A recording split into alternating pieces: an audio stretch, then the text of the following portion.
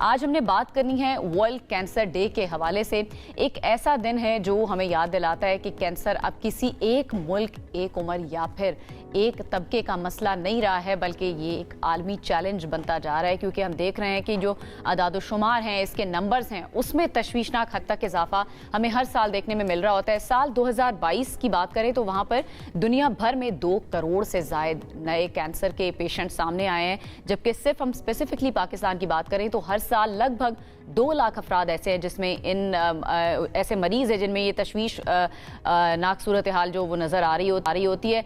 ये बात भी अहम है कि कैंसर के बहुत से केसेस की तशखीस ताख़ीर से होती है, और जब ताख़ीर से होती है इसका मतलब है कि लोगों में अवेयरनेस नहीं है, उस तरह से आगाही नहीं है। और अगर अवेयरनेस नहीं होगी तो बर वक्त स्क्रीनिंग उसका भी फुकदान हमें नज़र आता है। तो इलाज तक महदूद रसाई भी है लोगों को, लेकिन खुशाइंद बात यह है कि अगर कैंसर की बर वक्त तशखीस कर ली जाए तो कई ऐसी इकसाम है जो कि काबिले इलाज हैं और आज भी वो काबिले शिफा हैं। इस सारे मामले पर बात करने के लिए हमें ज्वाइन किया है स्टूडियोज़ में ऑन्कोलॉजिस्ट डॉक्टर खदीजा बानो साहिबा हमारे साथ मौजूद हैं। उनको कर दें अस्सलाम वालेकुम। कैसी हैं डॉक्टर साहिबा? मैं ठीक हूँ, आप कैसी हैं? बिल्कुल ठीक। अच्छा, थोड़े से मैं चाहूँगी शुरू में हम बात कर लें कैंसर डे के हवाले से। एक तो इसकी इम्पोर्टेंस, ये मनाना आपके ख्याल में ज़रूरी क्यों है? इसकी अवेयरनेस की बहुत ज़्यादा ज़रूरत पाकिस्तान जैसे मुल्क को क्यों है? वर्ल्ड कैंसर डे का मकसद बेसिकली लोगों में अवेयरनेस पैदा करना है। ऐसे लोगों में जो आम लोग हैं, आम शहरी हैं, जिनको कैंसर की अलामात का नहीं पता, और अगर उनकी बॉडी में कोई एबनॉर्मेलिटी या कैंसर की कोई अलामत आती है तो उनको ये नहीं पता कि किससे रुजू करना है, किस टाइम रुजू करना है। तो बेसिकली वर्ल्ड कैंसर डे मनाने का मकसद ये है कि लोगों में अवेयरनेस पैदा करना कि कैंसर की अलामात क्या हैं, उनको कैसे एड्रेस करना है और फिर किस टाइम किस डॉक्टर से रुजू करना है। दूसरे नंबर पे जो हमारे कैंसर के मरीज़ हैं, ऑलरेडी जो कैंसर से सफ़र कर रहे हैं, उनको यह एहसास दिलाना कि दे आर नॉट अलोन, हम उनके साथ हैं, हम उनको सपोर्ट कर रहे हैं, वो ट्रीटमेंट लें and they should be hopeful, इंशाल्लाह दे विल बी क्योर्ड। ठीक है। अच्छा, थोड़ा सा मैं चाहूँगी आप पाकिस्तान में क्या स्टैट्स हैं, क्या दादोशुमार है और कितनी तेज़ी से ये रेशो हर साल हमें बढ़ता हुआ नज़र आ रहा है?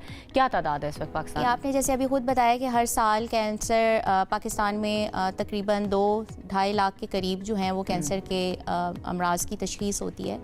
और सबसे ज़्यादा जो मोस्ट कॉमन कैंसर है इस टाइम ख़वातीन में हम देखें तो वो छाती का कैंसर है, यानी ब्रेस्ट कैंसर। और जितने ख़वातीन में कैंसर्स हैं उनमें तकरीबन 30 से 35% जो है शरह वो ब्रेस्ट कैंसर की है।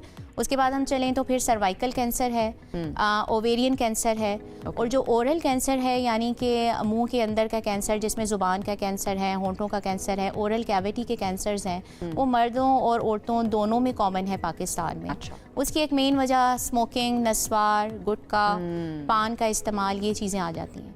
मर्दों में हम देखें तो मर्दों में जो मोस्ट कॉमन कैंसर है वो ओरल कैंसर है। उसके बाद ये लंग का कैंसर है, यानी फेफड़ों का कैंसर, उसकी एसोसिएशन है स्मोकिंग के साथ।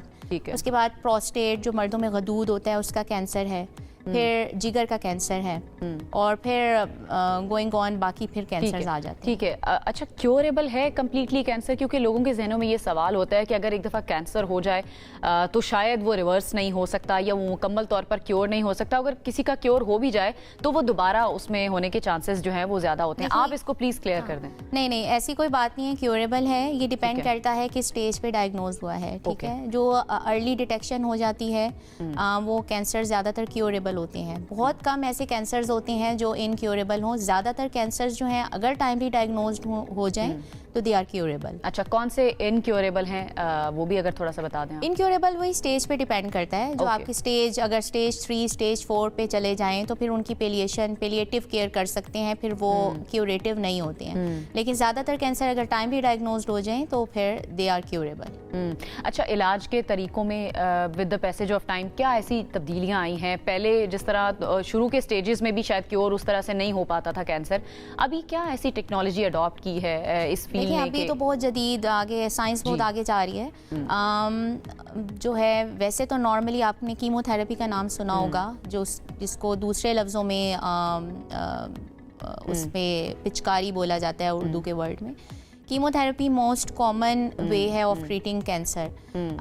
कुछ कैंसर्स को जो कि लोकलाइज्ड होते हैं उनको सर्जरी के ज़रिए भी क्योर किया जा सकता है। पहले हम कीमोथेरेपी दे के उनको डीबल्क करते हैं, उनके साइज़ को श्रिंक करते हैं और उसके बाद कीमोथेरेपी दे को मज़ीद ख़त्म करने की कोशिश की जाती है।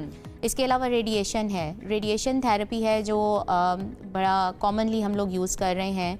मुख्तलिफ़ किस्म के कैंसर्स को शुआओं के ज़रिए किल करने की कैंसर सेल्स को कोशिश की जाती है। और आजकल जो बड़ा कॉमन सामने आ रहा है वो इम्यूनोथेरेपी का रोल आ रहा है। इम्यूनोथेरेपी जो है वो बड़ी हम कॉमनली इस्तेमाल हो रही है। उसमें उसका एक फ़ायदा ये है कि उसके साइड इफ़ेक्ट्स बहुत कम हैं as compare to normal chemotherapy, और उसमें स्पेसिफिक कैंसर के मार्कर्स को हम लोग टारगेट करते हैं थ्रू इम्यूनोथेरेप्यूटिक एजेंट्स। तो वो अभी पाकिस्तान में भी काफ़ी इम्यूनोथेरेप्यूटिक एजेंट्स आ चुके हैं और आहिस्ता आहिस्ता और भी आ रहे हैं। तो ये ज़्यादातर जो है यही इलाज के तरीके में तो टेक्नोलॉजी को अडॉप्ट किया जा रहा है, लेकिन साथ साथ जो केसेस बढ़ रहे हैं, मैं चाहूँगी थोड़ी सी आप रीजंस बताएं किसी भी कैंसर के होने की बेसिक रीजंस क्या हैं, कहाँ पर हम गलती करते हैं, कोई डाइट में हमारे मसला है, हमारे लाइफस्टाइल में मसला है, या कहाँ पर प्रॉब्लम है जिसको हम होने से पहले ही रोक सकते हैं। लाइफस्टाइल जो हमारे फैक्टर्स हैं उसमें सबसे कॉमन चीज़ अनहेल्दी डाइट है। आजकल बहुत ज़्यादा इस्तेमाल हो रहा है प्रोसेस फूड का, ठीक है। ये प्रोसेस फूड जो है ये जैसे नगेट्स और ये दूसरी अशिया हैं, इनका इस्तेमाल बहुत हमें बिल्कुल बंद कर देना चाहिए। ये तो ज़्यादातर वैसे बच्चे खा रहे होते हैं। हाँ तो जी, बच्चों में बिल्कुल। भी ये बच्चे जो हैं जो शॉपर वाली चीज़ें और ये जो पैकेट्स में चीज़ें खा रहे हैं, ये हमें नहीं पता ये किस तरह से इनको प्रिजर्व किया जाता है, क्या केमिकल्स यूज़ होते हैं। तो ये बहुत ज़्यादा इंपॉर्टेंट चीज़ है। दूसरा लैक ऑफ एक्सरसाइज, हमारी जो है अनहेल्दी किस्म की सेडेंटरी किस्म का लाइफस्टाइल है जिसमें एक्सरसाइज नहीं हम लोग करते हैं। तीसरी चीज़ ये स्मोकिंग जो है वो आप जितने कैंसर्स उठा के देख लेना, हर एक के रिस्क फैक्टर्स में smoking top of the list है। रिस्क फैक्टर जो है स्मोकिंग, फिर पान का इस्तेमाल, नस्वार का इस्तेमाल, फिर इसके अलावा कुछ इन्फेक्शंस हैं जैसे हेपेटाइटिस बी और सी जो इन्फेक्शन है जिन मरीज़ों में ये होता है उसमें लिवर कैंसर यानी जिगर के कैंसर का रिस्क बहुत ज़्यादा बढ़ जाता है। HIV जो एड्स है उसमें वो भी बहुत बड़ा रिस्क फैक्टर है बहुत से कैंसर्स में। तो ये कुछ हैं हमारे, और माहौलियाती आलूदगी। बेसिकली हमारी जो रोज़मर्रा की रूटीन है या जो हमारा लाइफस्टाइल है, कहीं ना कहीं जो भी हम अक्सर बीमारियों की अपने प्रोग्राम में बात कर रहे होते हैं, हमारा कनेक्शन कहीं ना कहीं वहीं पर आकर जुड़ता है कि अपने लाइफस्टाइल को हमने बेहतर करना है अगर किसी भी मसले से हमने बचना है। डॉक्टर साहिबा बहुत बहुत शुक्रिया, आपने प्रोग्राम में बड़े अच्छे तरीके से गाइड किया। तो जनाब, कैंसर से अगर आपने बचना है तो उसकी सबसे पहले तो बर वक्त जो क्योर है उसको होना बहुत ज़रूरी है, फिर उसके लिए आपकी अवेयरनेस होना बहुत ज़रूरी है। और ख़वातीन में जिस तरह डॉक्टर साहिबा ने कहा कि ब्रेस्ट कैंसर बहुत ज़्यादा तेज़ी से फैल रहा है और उसकी अवेयरनेस के लिए पूरा अक्टूबर का महीना भी बनाया जाता है। आई होप अब तमाम देखने वाले जो हैं वो इससे अवेयर हो सकें और बर वक्त तशखीस की तरफ जा सकें, खुदा न खास्ता अगर किसी को इसकी अलामात ज़ाहिर होती हैं।